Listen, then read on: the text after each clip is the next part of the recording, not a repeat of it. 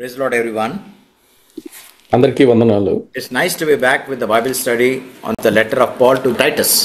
తీతుకు రాసిన పత్రిక ధ్యానాన్ని మరోసారి కలిగి ఉండటానికి దేవుడు కృప చూపించాడు. అందును బట్టి ఆ దేవునికి వందనాలు. We have been immensely blessed by the studies on this letter. ఈ పత్రిక ధ్యానాలు మనకెంతో లాభకరంగా ఉంటున్నాయి. Now Paul is advising young Titus to set the things in order in the church at Crete. పౌలు గారు తీతుకి క్రేతులో ఉన్న సంఘాన్ని సరిదిద్దమని లేఖ రాశారు. Paul's letter is an encouragement to young Titus. యవనస్తుడైన తీతుకి ప్రోత్సాహకరంగా ఈ లేఖ ఉండింది. On the other hand, he was also encouraging Titus to set the things that are not right in the church.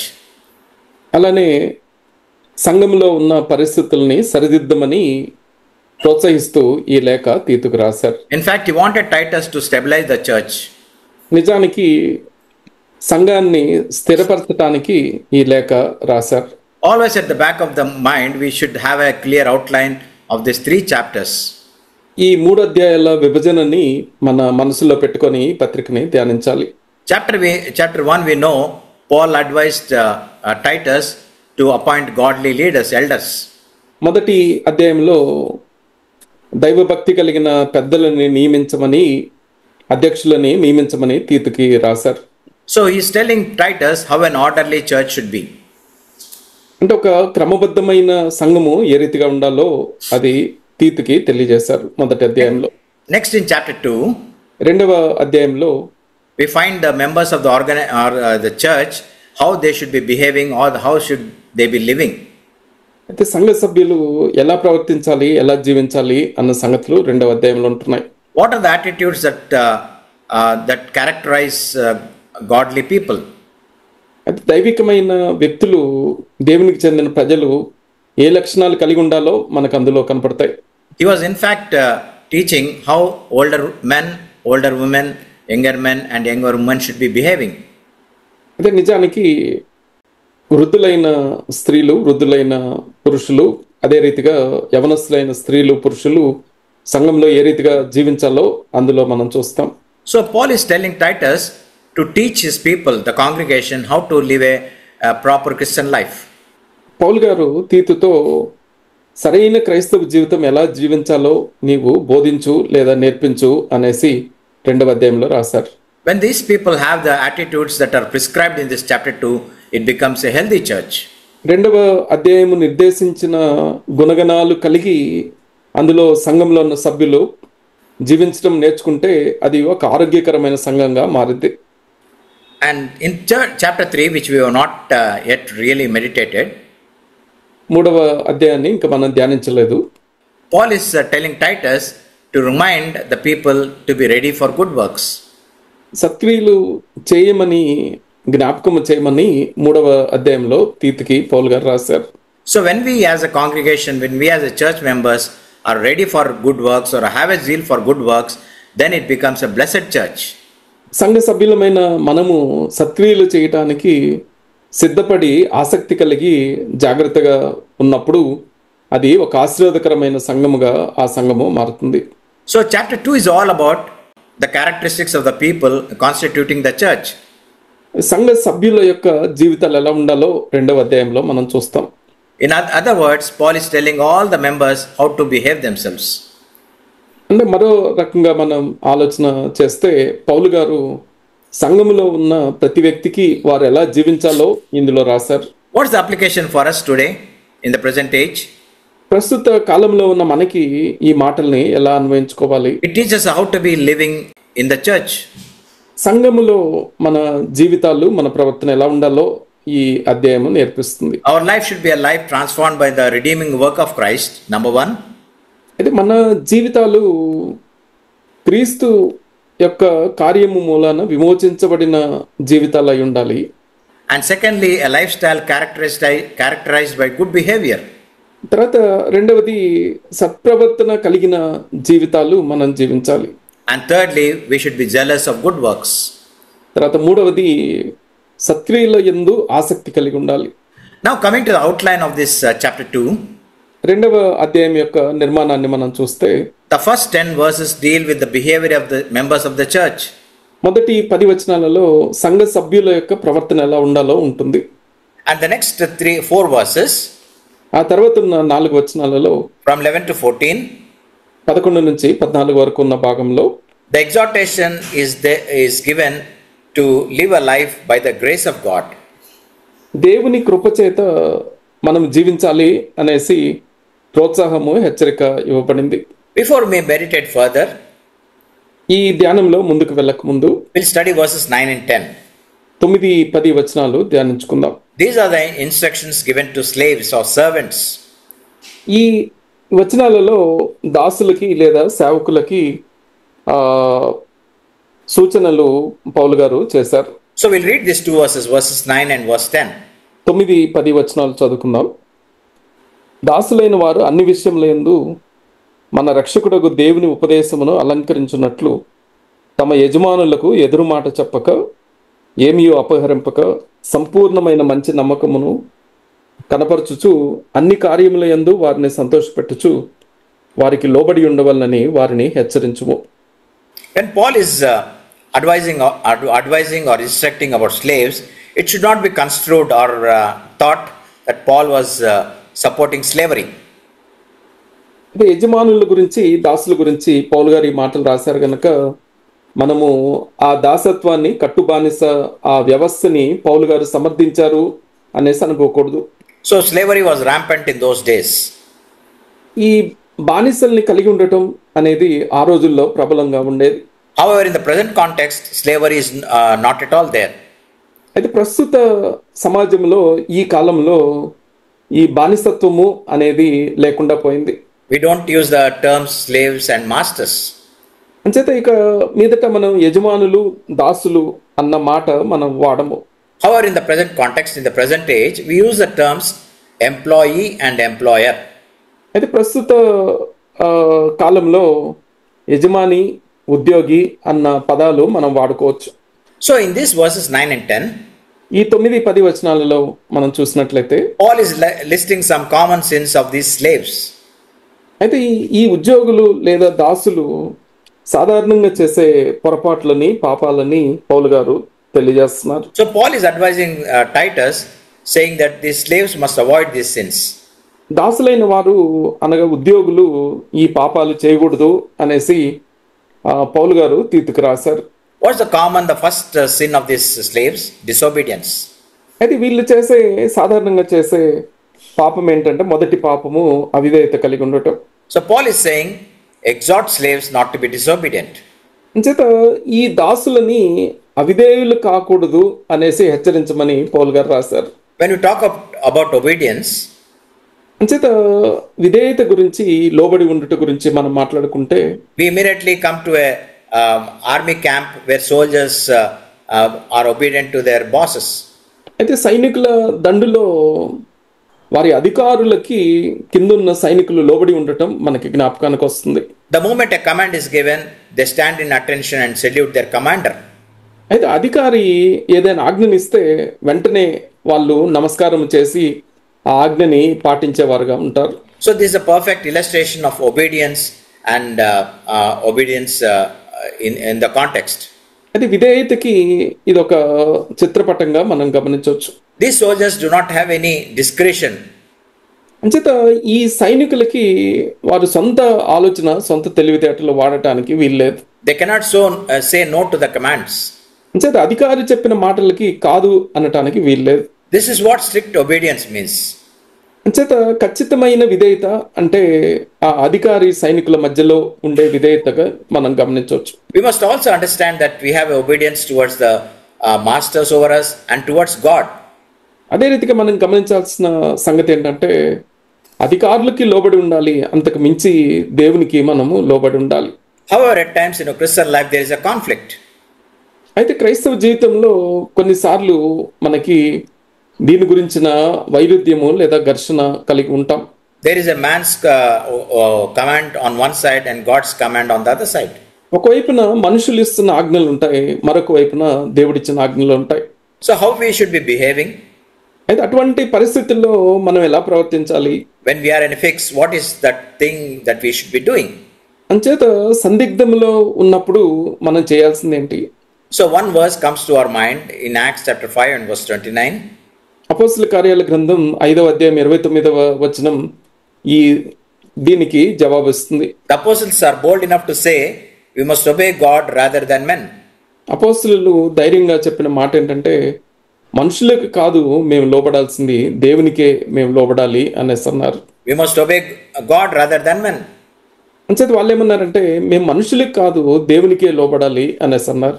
This fact or this verse is best illustrated in the book of Daniel. అయితే ఈ వచనము దానియేలు గ్రంథంలో సరిగా వారు పాటించినట్లుగా మనకు అర్థమవుతుంది. We read the story of the three young men, Shadrach, Meshach and Abednego. ముగ్గురు యవనస్తుల షడ్రక్ మెషక్ అబెద్నెగోలు అన్న వారి కథని మనం చదివినట్లయితే, They were commanded to worship an idol which the king had set up. అయితే రాజు నిలువ పెట్టించిన ప్రతిమకి మ్రొక్కమని ఆ రాజు వారికి ఆజ్ఞాపించాడు. Remember these slaves, these people were slaves. నిజానికి ఈ ముగ్గురు వ్యక్తులు ఆ రాజ్యంలో దాసులుగా ఉంటున్నారు. So there was on one side the king's command to worship an idol. ఒకవైపునేమో రాజు ఒక విగ్రహాన్ని పూజించమని ఆజ్ఞ ఇవ్వటం ఉంటుంది.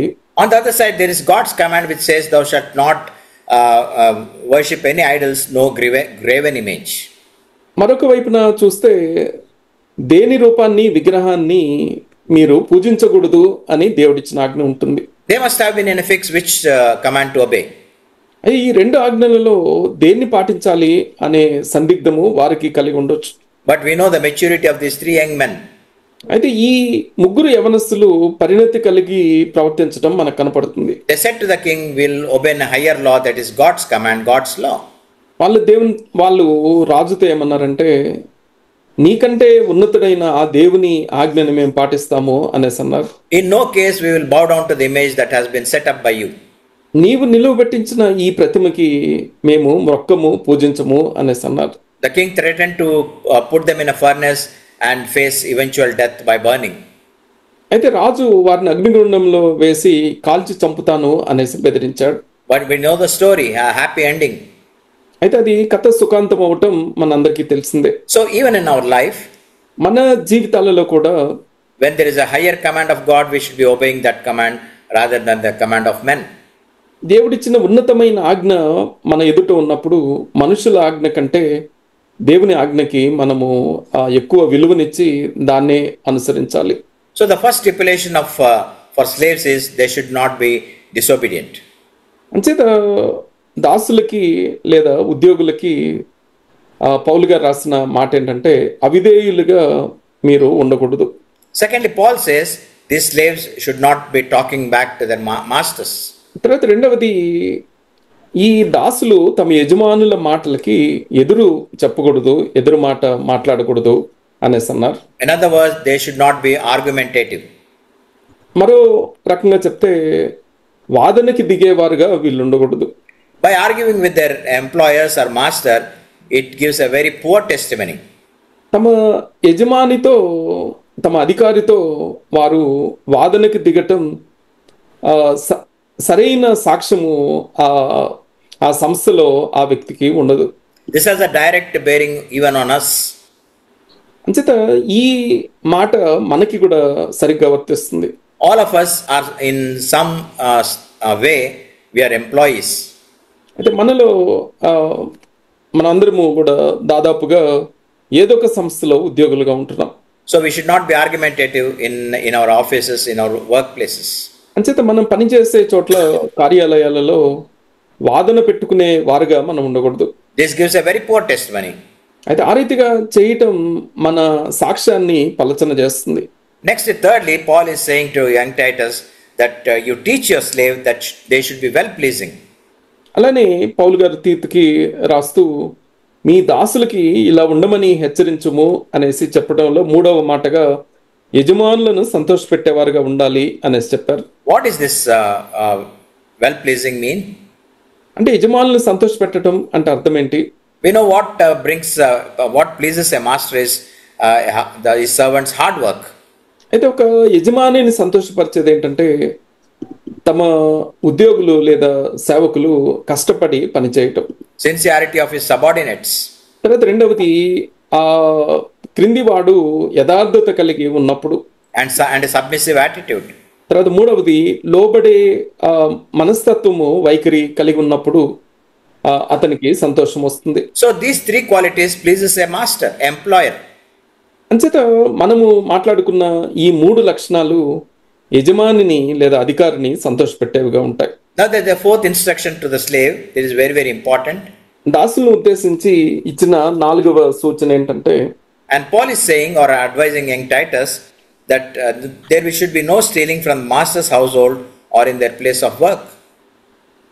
అలానే 4వదిగా తీతు ద్వారా దాసులకి పౌలు గారు రాసిన మాట ఏంటంటే, యజమానుని ఇంటిలో కానీ పనిచేసే చోట కానీ యజమానునికి చెందినది దేన్ని అపహరించకూడదు, దొంగిలించకూడదు అనేసి.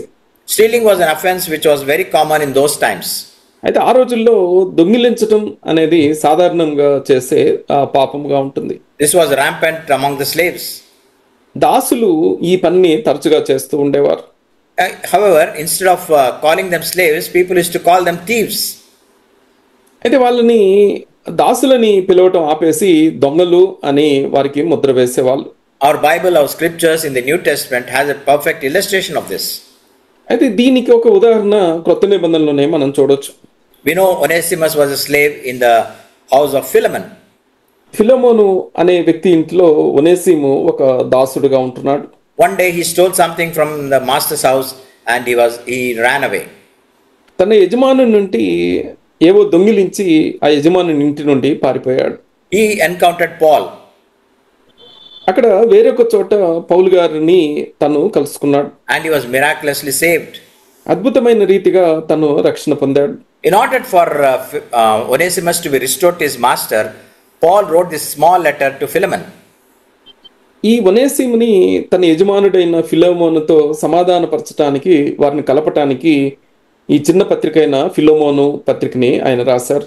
We know in the end result of this letter is Onesimus was restored to his master Philemon. అయితే ఈ లేఖకి ఫలితంగా ఒనేసిము తన యజమానుడైన ఫిలమోనుతో మరలా సమాధానపడి తన ఇంటికి చేరుకున్నాడు. Paul says to Philemon, take him back, he will be profitable to you. అయితే పౌలు గారు ఫిలమోనుకి రాస్తూ అతన్ని చేర్చుకొనుము, అతడు నీకు ప్రయోజనకరమైన వాడుగా ఉంటాడు అనేసి చెప్పారు. If you come to the present context, present age, అయితే ప్రస్తుత కాలానికి మనం ఉన్న పరిస్థితులకి మనం వస్తే, sometimes you also have a tendency to grab something from the places of work. మనం పనిచేసే చోట్ల నుండి ఏవో తెచ్చుకోవటం మనం అలవాటుగా కలిగి ఉంటాం. We Christians should not be doing it. క్రైస్తవులమైన మనము ఆ రీతిగా చేయటానికి వీల్లేదు. Don't pilfer is the Paul's advice, command. అంచేత అపహరించటం, తస్కరించటం, దొంగిలించటం అనేవి తగదు అనేసి తీతుకి పౌలు గారు రాశారు. Sometimes in our offices or place of work there may be some wastage which they will throw away. అది కొన్నిసార్లు మనం పనిచేసే చోట్ల పనికిరానివి పడేయటానికి సిద్ధపరిచి పక్కన పెట్టిన వస్తువులు ఉంటూ ఉంటాయి. But we know that wastage will be of some use to us. అయితే ఆ పడేయటానికి పెట్టినవి కూడా మనకి పనికొస్తాయి అని కొన్నిసార్లు మనకు అనిపిస్తుంది. Some papers which are redundant and not put to use. అయితే వాడకుండా ఉన్న కొన్ని కాగితాలు మనకి కనపడవచ్చు. If you want to make a use of it, you take it with the permission of your employer. ఒకవేళ వాటిని మన ఇంటికి తెచ్చుకోవాలి అనేసి అంటే మన అధికారిని, మన యజమానిని అనుమతి అడిగి మనము తెచ్చుకోవాలి. But at any cost, don't resort to pilfering. అంచేత అనుమతి లేకుండా దొంగిలించి తీసుకురావటం అనేది మనకు తగదు. Now with regard to the attitudes of the slave, Paul is giving some more instructions, some more exhortation in 1 Timothy chapter 6. అలాని ఈ దాసులు యజమానుల గురించి రాస్తూ 1 తిమోతి 6వ అధ్యాయంలో మరికొన్ని సూచనలు పౌలు గారు చేశారు. From verses 1 and 2, మొదటి 2 వచనాలలో మనం చూస్తే, if we bring out an essence of this 2 verses, it says, honor your master. ఈ 2 వచనాల సారాంశాన్ని మనం చూసినట్లయితే మీ యజమానులని మీరు గణపరచండి అనేసి మనం చెప్పుకోవచ్చు. They are worthy of every respect from you. అంచేత ప్రతి విధమైన ఘనతకి వారు పాత్రులు అనేసి పౌలు గారు రాశారు. Paul also gives additional advice.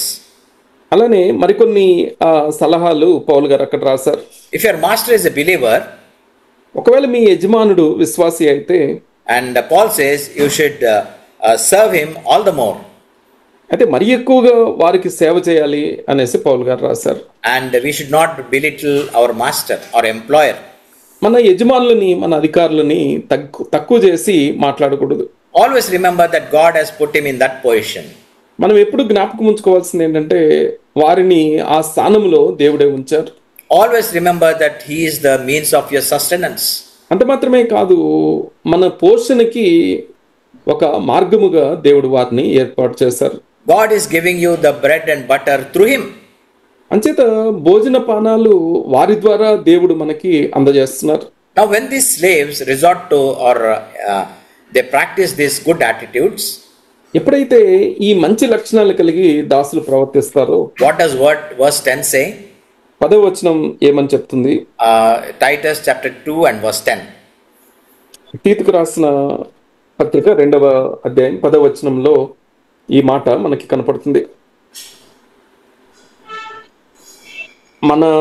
మన రక్షకుడు దేవుని ఉపదేశమును అలంకరించున్నట్లు మీరు ఈ రీతిగా చేయండి అనేసి రాశారు.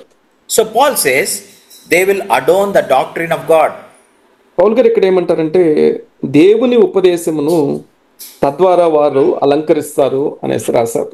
What does the word adorn means? అలంకరించటం అన్న మాటకు అర్థం ఏంటి? This term is associated with wearing of precious jewelry.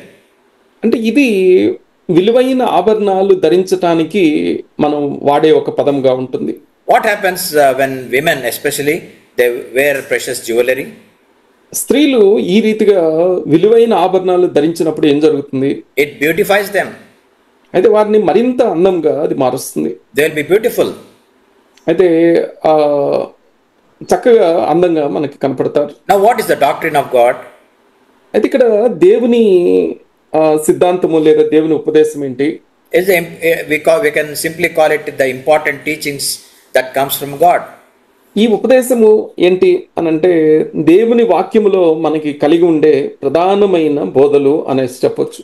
One doctrine that dominates every human is the doctrine of salvation. అయితే ఈ సిద్ధాంతాలలో ఉపదేశాలలో ప్రధానమైనది మన రక్షణ గురించిన సిద్ధాంతం. So this doctrine is found in 1 Timothy chapter 3 verse 16. మొదటి తిమోతి 3:16లో ఈ సిద్ధాంతము మనకు కనపడుతుంది. Great is the mystery of godliness. He who was revealed in the flesh, vindicated in the spirit, seen by angels, proclaimed among the nations, believed on in the world, taken up in glory. ఆ సిద్ధాంతము మొదటి Timothy 3:16లో ఈ రీతిగా చెప్పబడింది. నిరాక్షేపముగా దైవభక్తిని గురించిన మర్మము గొప్పదై ఉన్నది. ఆయన సశరీరుడిగా ప్రత్యక్షుడయ్యను, ఆత్మ విషయమున నీతిపరుడని తీర్పు నొందెను, దేవదూతలకు కనపడెను, రక్షకుడని జనములలో ప్రకటింపబడెను, లోకమందు నమ్మబడెను, ఆరోహణుడై తేజోమయుడయ్యను. When we live such a life pleasing to God, ఎప్పుడైతే దేవునికి సంతోషకరమైన జీవితాన్ని మనం జీవిస్తామో, what is Paul saying? It highlights the gospel better than the words we speak. అయితే పౌలు గారు ఇక్కడ ఏమంటారంటే సువార్తని మనం చెప్పే మాటల కంటే కూడా మన ప్రవర్తన చక్కగా కనపరుస్తుంది అనేసి అంటారు. Or in other words, a life pleasing to God becomes the gospel to the outside world. మరొక రకంగా చెప్పాలి అని అంటే దేవునికి ఇష్టమైన జీవితము బయటి ప్రపంచానికి ఒక సువార్తగా ఉంటుంది. This is a case of our life speaking louder than words, our words. అంచేత మన మాటల కంటే మన జీవితము బిగ్గరగా వినపడుతుంది, కనపడుతుంది అనే ఆ సూత్రానికి ఇది ఒక ఉదాహరణ. So this chapter 2 from verses 2 to 10 are very very important.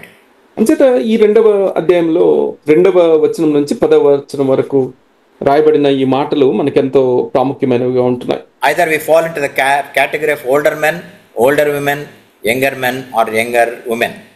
అంచేత వృద్ధ పురుషులలో జాబితాలోనో వృద్ధ స్త్రీల జాబితాలోనో యవన పురుషులు యవన స్త్రీల జాబితాలో ఏదో ఒక జాబితాలో మనం ఉంటాం. And we can also find ourselves as servants, employees or employers. అదే రీతిగా యజమానుల జాబితాలోనో లేకపోతే దాసులు లేదా ఉద్యోగుల జాబితాలోనో మనం ఉంటాం. So in this second division of this chapter 2, we find verses 11 to 13. ఈ రెండవ అధ్యాయము రెండవ భాగంలో 11 నుంచి 13 వరకు ఉన్న వచనాలు ఉంటున్నాయి. These are very important verses. ఇవి చాలా ప్రాముఖ్యమైన వచనాలు. You can write down in our Bibles as works of grace. ఈ మాటలకి కృపా కార్యములు అనేసి మనము రాసి పెట్టుకోవచ్చు. What is grace? It's the work of God in us and through us. అయితే కృప అంటే ఏంటి అని అంటే దేవుని క్రియలు మనలో మన ద్వారా జరగటం అని చెప్పుకోవచ్చు. In the introduction to this letter of Titus, I did mention that there are hidden in this letter are 3 important verses. అయితే ఈ తీతు పత్రికకి పరిచయము గురించి తెలియజేసిన సంచికలో ఇందులో ఒక 3 ప్రాముఖ్యమైన వచనాలు దాగి ఉన్నట్లుగా నేను తెలియజేశాను. These 3 verses say what a believer's life is and how it should be. ఈ 3 వచనాలు ఒక విశ్వాస జీవితం ఎలా ఉండాలి అనేసి తెలియజేస్తున్నాయి. When God gives us grace, what does he mean exactly? దేవుడు మనకి కృపని అనుగ్రహించినప్పుడు దాని అర్థం ఏంటి? We have many times referred to this acronym GRACE as God's riches at Christ's expense. ఈ గ్రేస్ అనే పదాన్ని సంక్షిప్త పదాన్ని విడి అక్షరాలతో చూసినప్పుడు క్రీస్తు ఖర్చుతో దేవుని ఐశ్వర్యము అనే అర్థము మనకు వస్తుంది. క్రీస్తు ఖర్చుతో దేవుని ఐశ్వర్యముని ఇవ్వడమే కృప. That's a very good translation. అంచేత ఈ గ్రేస్ అనే మాటని మనం ఇలా గుర్తుపెట్టుకోవచ్చు, క్రీస్తు ఖర్చుతో దేవుని ఐశ్వర్యం. In John chapter 1:14 this is a very familiar verse. యోహాను సువార్త మొదటి అధ్యాయము 14వ వచనం ఎంతో ప్రసిద్ధి చెందిన వచనంగా ఉంటుంది. The word became flesh, that is Jesus Christ came in flesh. వాక్యము శరీరధారి అయి వచ్చాడు అనగా యేసుక్రీస్తు ఈ లోకానికి శరీరగా వచ్చాడు అన్న మాట అక్కడ ఉంటుంది. And Jesus Christ dwelt among us. అదే రీతిగా ఆ క్రీస్తు మన మధ్యలో నివసించాడు. And John says we saw his glory. అలానే యోహాన్ అక్కడ ఏమని చెప్తారంటే ఆయన మహిమను మేము చూసాము అనేసి చెప్పాడు. Glory as the only son from the Father, full of grace and full of truth. కృపాసత్య సంపూర్ణుడిగా ఉన్న ఆయన తండ్రి వల్ల కలిగిన అద్వితీయ కుమారుని మహిమను కనపరిస్తే అది మేము చూసాము అనేసి యోహాన్ రాశాడు. So our Lord Jesus Christ, our Redeemer, our Savior, is grace and truth combined. అంచేత మన విమోచకుడైన మన ప్రభు అయిన యేసు కృపా సత్యము మిళితమై సంపూర్ణముగా కలిగి ఉన్నవాడు. Listen very carefully because this small devotion from 11 to 13 are very very important to us. చాలా జాగ్రత్తగా ఈ 11 నుంచి 13 వరకు ఉన్న ఈ వచనాల ధ్యానాన్ని గమనించాల్సిందిగా కోరుతున్నాను. So when God gives us grace through Christ, how do we benefit? అంచేత క్రీస్తు ద్వారా దేవుడు మనకి కృపను అనుగ్రహించినప్పుడు అది మనకి ఏ రీతిగా లాభదాయకంగా ఉంటుంది అని గమనించాలి. So we'll meditate 11, 12 and 13 verses. 11, 12, 13 వచనాలు మనం ధ్యానించుకుందాం. Read verse 11, brother. 11వ వచనాన్ని చదువుకుందాం. ఏలైనగా సమస్త మనుషులకు రక్షణకరమైన దేవుని కృప ప్రత్యక్షమై. So this verse 11 talks about our salvation. ఈ 11వ వచనము మన రక్షణ గురించి మాట్లాడుతుంది. What does salvation means? రక్షణ అంటే అర్థం ఏంటి? The old life to the new. పాత జీవితాన్ని విసర్జించి క్రొత్త జీవితాన్ని జీవించటం. So we can remember like this. Salvation means leaving the old life. అంటే రక్షణ అన్న మాటని మనం ఇలా గుర్తుపెట్టుకోవచ్చు. రక్షణ అంటే పాత జీవితాన్ని విసర్జించటం. It was grace that redeemed us. ఆ కృప మనల్ని విమోచించింది. Grace that transformed us. ఆ కృపే మనల్ని రూపాంతరం చెందిస్తుంది. We know the verse Ephesians 2:8. ఎఫెసీ 2:8లో ఉన్న మాట మనకి తెలిసిందే. For by grace you have been saved through faith. విశ్వాసము ద్వారా కృపచేతనే మీరు రక్షింపబడ్డారు అనేసి అక్కడ చెప్పబడింది. So grace is involved in our salvation. అంచేత మన రక్షణ కార్యములో కృప యొక్క పాత్ర మనము గమనించాలి. So you can write in your Bibles in verse 11 grace, salvation. మొదటి 11వ వచనంలో మొదటి మాటగా కృప వలన మనం రక్షించబడ్డాము అని రాసుకోవచ్చు. And if we come to verse 12, which our brother will read, 12వ వచనాన్ని సహోదరుడు చదువుతాడు.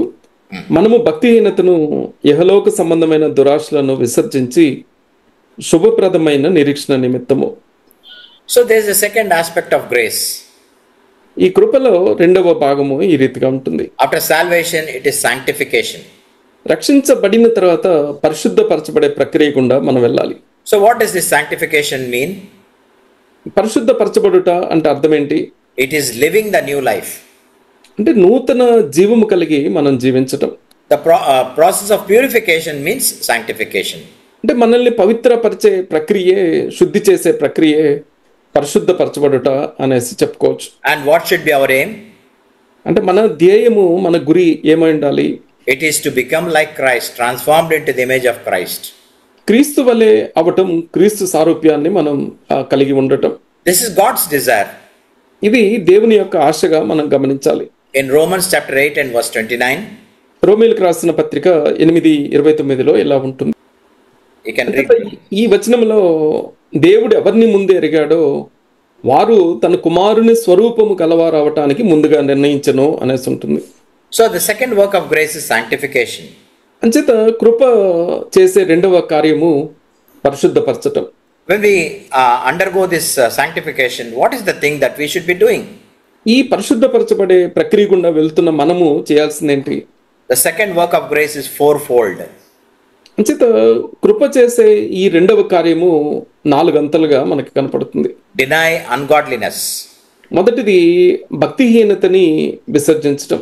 What do we mean by being ungodly? అంటే దేవుడు లేకుండా భక్తిహీనతతో ఉండటం అంటే అర్థం ఏంటి? It is separated from God, దేవుడి నుంచి దూరం అయ్యి వేరుగా జీవించటం. polluted with sin, రెండవది పాపం చేత కలుషితము కావటం. acting contrary to the nature of God, దేవుని స్వభావానికి విరుద్ధంగా ప్రవర్తించటం. oppose God through disobedience, మన అవిధేయతతో దేవుణ్ణి ఎదురాడటం. and showing irreverence to God. తర్వాత దేవుడంటే భయము లేకుండా మనం జీవించటం. So this is what ungodly means. అంచేత భక్తిహీనత, దైవలేమి అని అంటే ఇది. So not only deny ungodliness, but deny worldly pleasures, desires. అంచేత భక్తిహీనతను విసర్జించడమే కాదు, యెహోలోక సంబంధమైన దురాశలను విసర్జించాలి అని చెప్పబడింది. For we read in 1 John chapter 2, మొదటి యోహాను పత్రిక 2వ అధ్యాయంలో మనం ఈ రీతిగా చదువుతాం. verses 15 and 16. 15-16 వచనాలలో ఈ మాటలు ఉంటాయి. What is it in this world? ఈ లోకంలో ఏమున్నదంటే, Or all the sins are classified in these 3 things. పాపాలన్నీ ఈ 3 రకాలుగా వర్గీకరించడం జరిగింది. Lust of the eyes, శరీరాశ, lust of the flesh, నేత్రాశ, and pride of life. తర్వాత 3వది జీవపుడంబం. Now we know David succumbed to the sin through the lust of the eyes and the lust of the flesh. మనందరికీ తెలిసిన రీతిగా దావీదు నేత్రాశ మూలముగా, శరీరాశ మూలముగా పాపానికి లొంగిపోయాడు. And the rich young ruler in the New Testament sought eternal life. We know.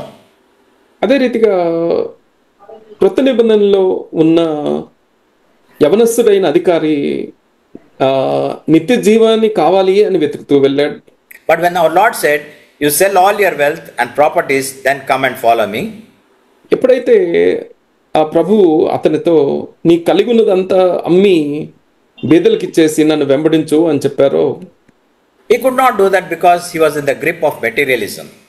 ఆ పనిని అతను చేయలేకపోయాడు. ఎందుకంటే భౌతికవాదం యొక్క పట్టులో, ఉచ్చులో తను ఉన్నాడు గనుక. So deny godliness, deny worldly desires, and thirdly, living sensible life. అంచేత భక్తిహీనతను విసర్జించాలి, యెహోలోక సంబంధమైన దురాశలను విసర్జించాలి. వాటిని విసర్జించి మనము భక్తితో బ్రతకాలి. What does living sensibly mean? స్వస్థ బుద్ధితో బ్రతకటం అంటే అర్థం ఏంటి? Ask God for wisdom. అంటే మరో మాటలో చెప్పాలి అని అంటే జ్ఞానము కలిగి జీవించటం. Today, yeah. జ్ఞానము కావాలి అనేసి దేవుణ్ణి అడిగి పొందుకోవటం. So what is wisdom? జ్ఞానము అంటే ఏంటి? Today I was reading, as I was meditating the scriptures, I was drawn to Proverbs chapter 8 and verse 35. లేఖనాలని నేను ధ్యానిస్తుండగా సామెతల గ్రంథం 8వ అధ్యాయం 35వ వచనము నన్ను ఆకర్షించింది. where he says, "He who finds me means wisdom, finds life and obtains favor from the Lord." Proverbs 8 and verse 35. సామెతల గ్రంథం 8వ అధ్యాయం 35వ వచనంలో ఈ రీతిగా ఉంటుంది. నన్ను కనుగొనువాడు అనగా జ్ఞానమును కనుగొనువాడు జీవమును కనుగొనును, యెహోవా కటాక్షము వానికి కలుగును. Proverbs chapter 8 deals with God's wisdom. ఈ సామెతల గ్రంథం 8వ అధ్యాయం అంతా దేవుని జ్ఞానాన్ని గురించి తెలియజేసే మాటలు ఉంటున్నాయి. So the work of grace, number 1, salvation.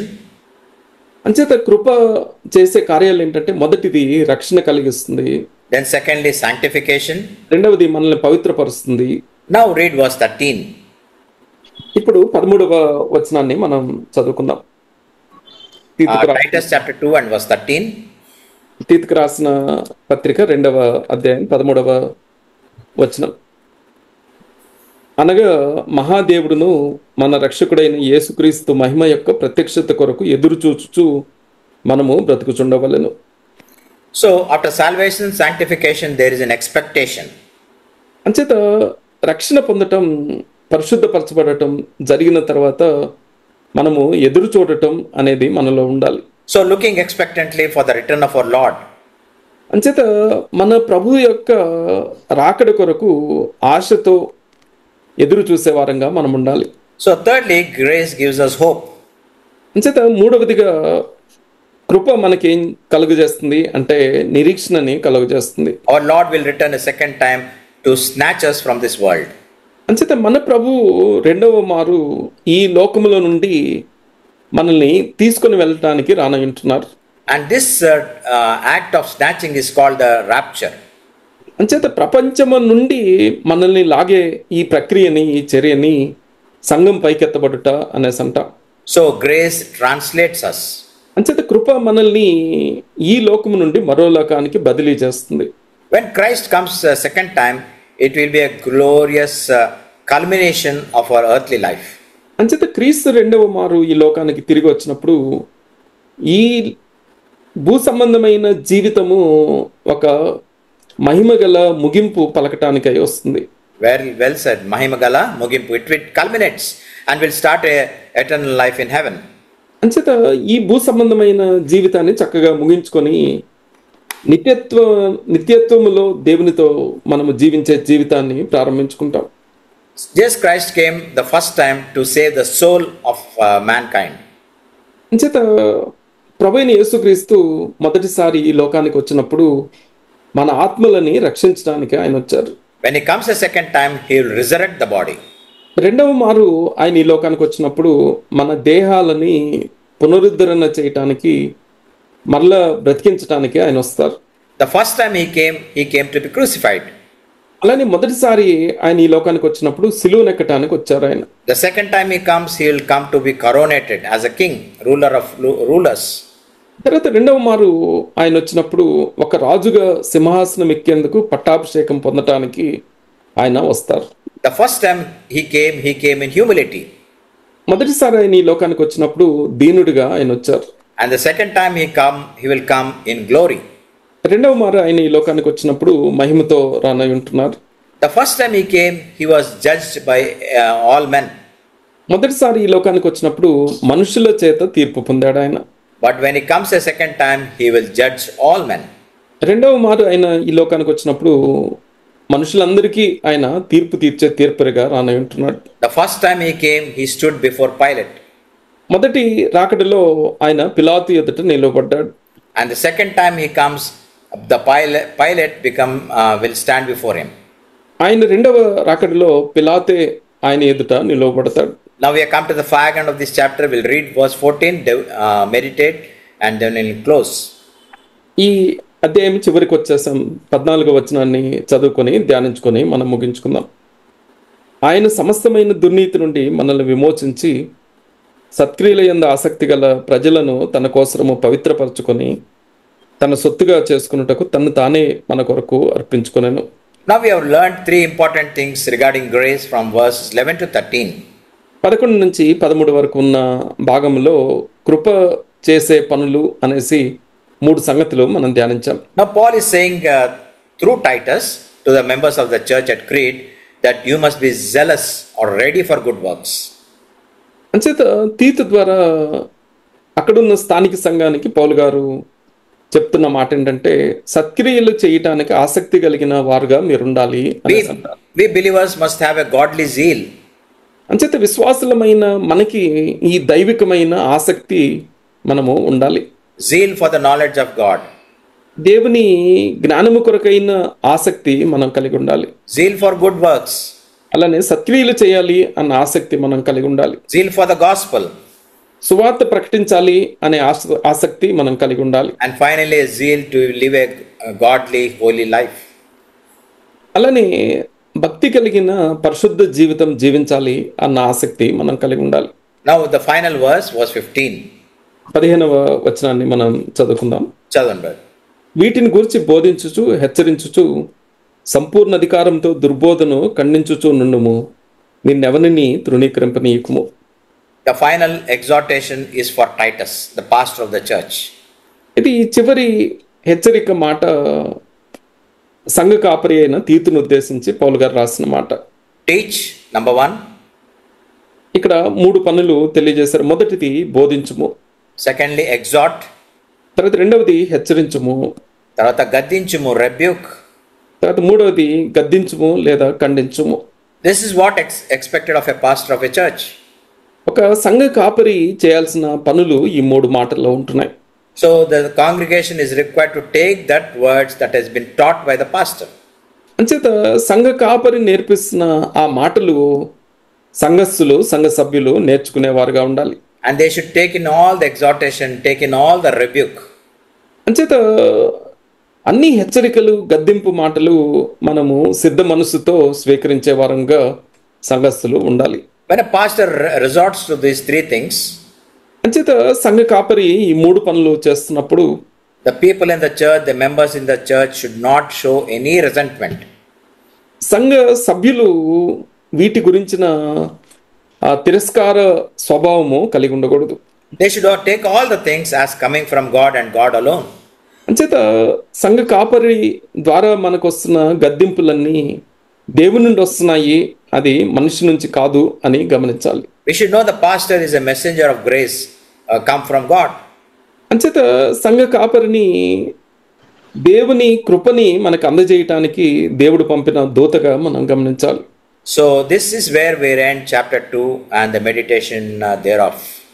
ఈ మాటలతో మనము 2వ ధ్యానాన్ని ముగించుకుంటున్నాం. May God bless you all. దేవుడు మిమ్మల్ని అందరినీ దీవించును గాక.